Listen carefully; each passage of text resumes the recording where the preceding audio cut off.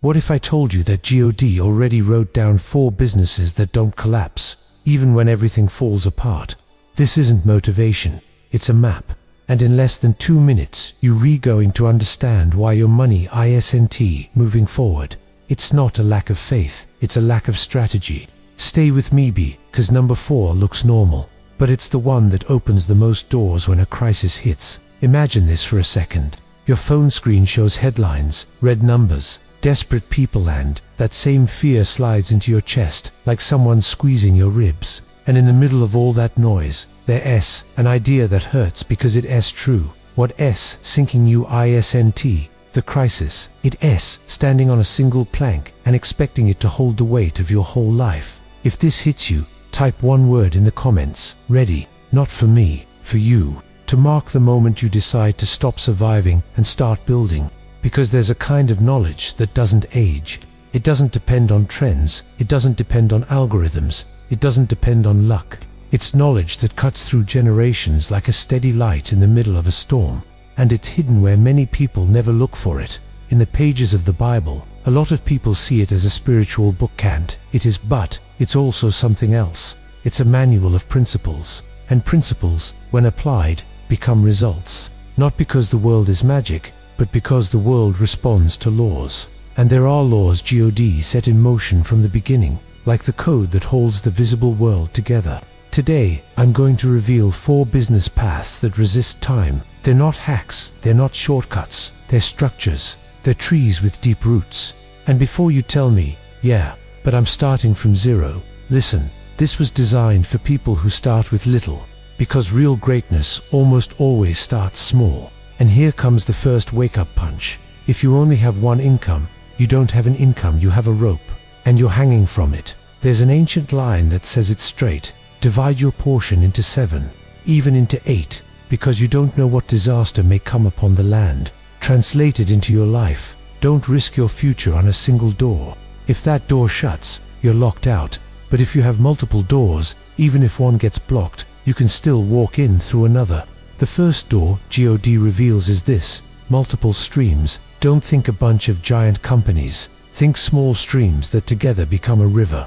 A river doesn't start wide. It starts drop by drop, but it doesn't stop. Let me paint a scene that might look a little too much like yours. A man wakes up early, not because he's motivated, because he's worried. He checks his phone and sees a message: layoff, 1 word. And suddenly his world shrinks. He has no options. He has one: endure. And enduring is not a plan. It's a gamble. Now change one detail in that scene. That same person gets the message, feels the hit, but doesn't collapse. Why? Because his life doesn't depend on one source. He has income from his job, yes, but he also has another stream. He offers a weekend service. Another stream, he sells a skill he already has. Another stream, he rents out something he already owns.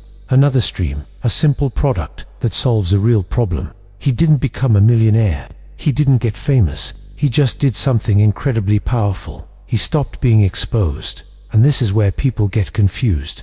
They think diversifying is complicated. It's not. What's complicated is staying the same. Diversifying starts with one simple question: what do I have in my hands right now that can solve a real problem?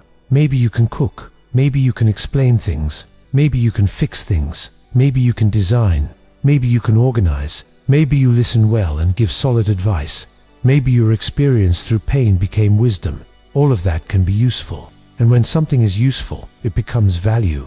And when there is value, money comes as a consequence, not something you chase like a desperate hunt.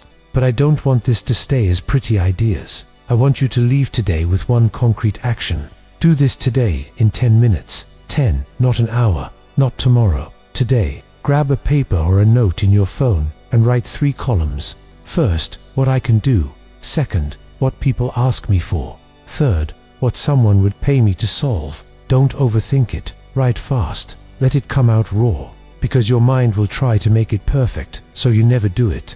When you're done, pick one thing. 1.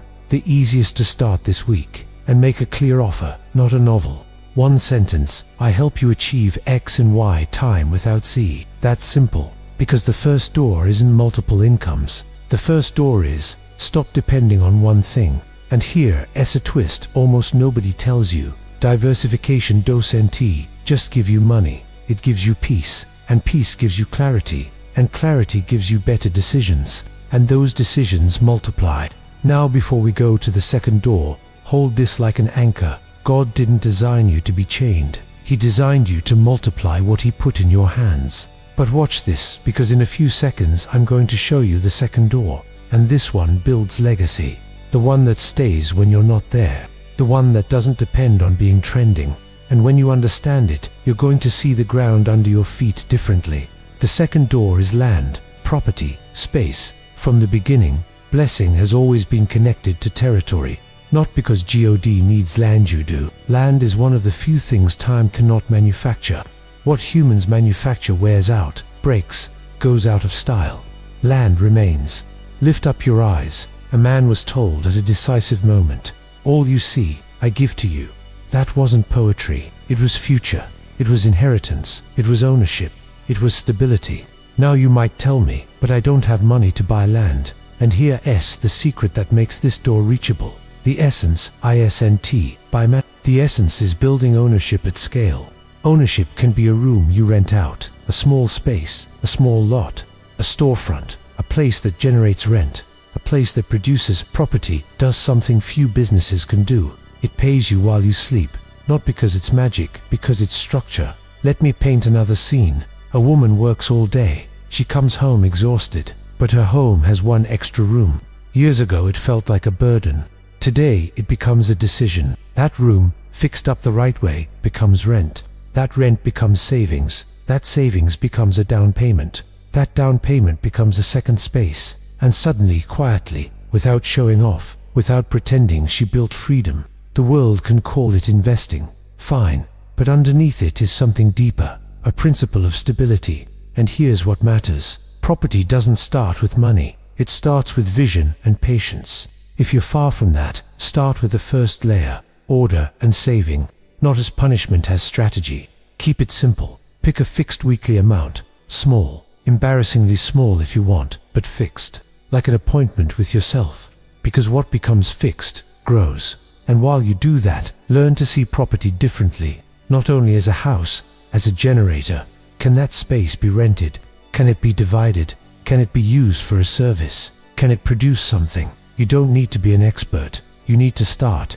And if you stay until the end, I'm going to reveal the rule that makes these 4 doors work together like one machine. But if you leave early, you'll have pieces without an engine. Or they don't have someone who can explain it simply. If you can explain it simply, you can charge.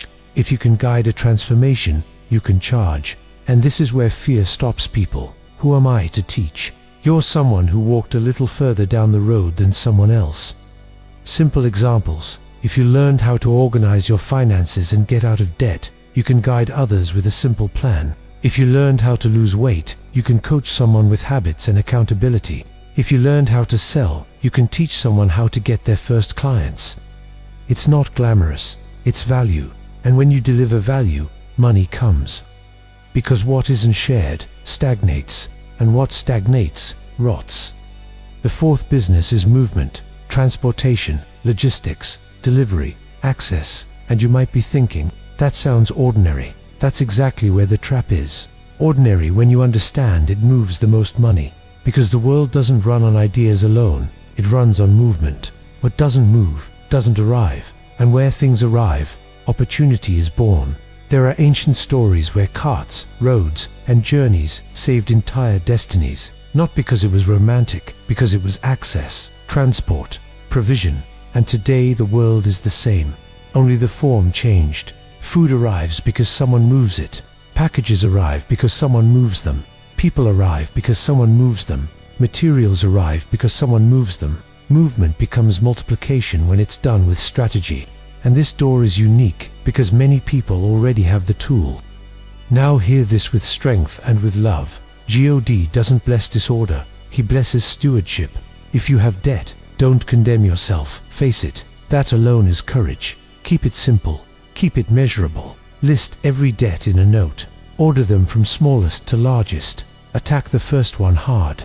When it falls, roll that same payment into the next. It's not pretty. It's effective. And cut leaks, small leaks, sink ships. But here's the most important point. Stop justifying disorder by saying, one day it'll change. Change your system and the system changes with you. The second landmine is laziness in disguise. And this hurts, but it sets you free. Laziness isn't always lying down. Sometimes it's dressed up as I'm planning. Sometimes it's when I have more time. Sometimes it's when I'm ready. Sometimes it's when it's perfect. But the truth is the same. Postponing is dying slowly. There's a verse that says it with precision. The one who desires but doesn't act ends up with nothing. The diligent person is satisfied. So here's the smallest practical action in the world, and the most powerful. Pick one thing from the 4 doors, and do it today in minimum form. Minimum form. If it's multiple streams, send a message offering your service to 3 people. If it's knowledge, write 1 page of your simple method. If it's movement, research 1 option and set a test schedule. If it's property, set a weekly saving plan and follow it this week. One thing, today, because heaven moves when you move. The third landmine is the wrong motive. This one is silent, because from the outside it can look like success, but inside it's poison. Why do you want to prosper? Don't answer fast. Answer honestly. If it's to feel superior, it will break you. If it's to show off, it will empty you. But if it's to serve, to care for your family, to help others, to build something that blesses beyond you, then you're aligned. And when you're aligned, everything flows differently. Not because God rewards impulses, but because God trusts the right hands. Prosperity with purpose becomes protection. Prosperity without purpose becomes weight. So adjust your motive today, not to look good, but to live free. The fourth landmine is a closed hand, and this is where people misunderstand. They think giving is losing, but giving creates space. There's an ancient principle found across cultures. The one who releases receives. The one who clenches dries up. This isn't about impressing anyone. It's about breaking fear.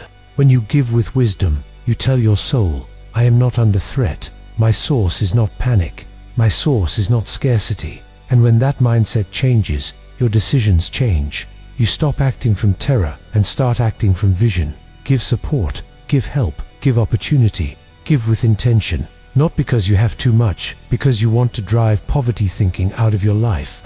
And now comes the moment where a lot of people feel a lump in their throat because they realize something. It wasn't a lack of ability. It wasn't a lack of opportunity. It was a lack of alignment. And if you're listening to this thinking, I'm late, here's what I'll tell you. As long as you're breathing, you can still build. Now, like I promised, here's the rule that makes the 4 doors work together. Practical obedience. It sounds simple, but it's the secret. Practical obedience is doing what's right, even when you feel unsure. Applying the principle even when you don't see immediate results. Holding the habit even when your mood changes. A lot of people want prosperity as a destination, but ignore that prosperity is a path made of steps. Let me leave you with one final sign, burn it into your mind. 2 people are watching the same storm. One says, just my luck, everything's hard, and shuts down. The other says, if everything is shaking, I'm going to build on principles that don't move, and starts. The first lives reacting, the second lives designing. The first is at the mercy of the world. The second is anchored to an inner rock, and you choose which one you are. Now, if you want to take this into real life, no fantasies, no excuses, here's a 7-day plan. 7, not 30, not a year, 7. Day 1, write your skills and choose one simple offer. Day 2, offer that help to 5 people. Day 3, create a minimum delivery format, a session, a document, a plan. Day 4, organize your spending and cut one leak, just one. Day 5, set a weekly saving target and make the first deposit. Day 6, activate one movement option with a fixed test schedule. Day 7, review results, adjust, and repeat. You don't need to feel ready, you need to be consistent. Now, here's an important moment.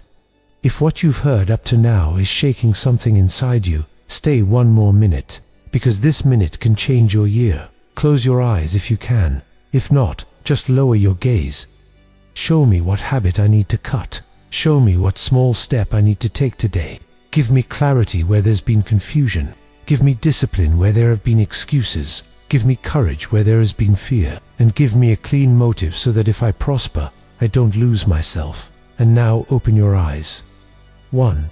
because the sea doesn't open for the person who only stares at the shore. The path appears when you walk. If this spoke to you for real, do 3 things right now. 1. Comment "I build" and write which door you're opening first: streams, territory, knowledge, or movement.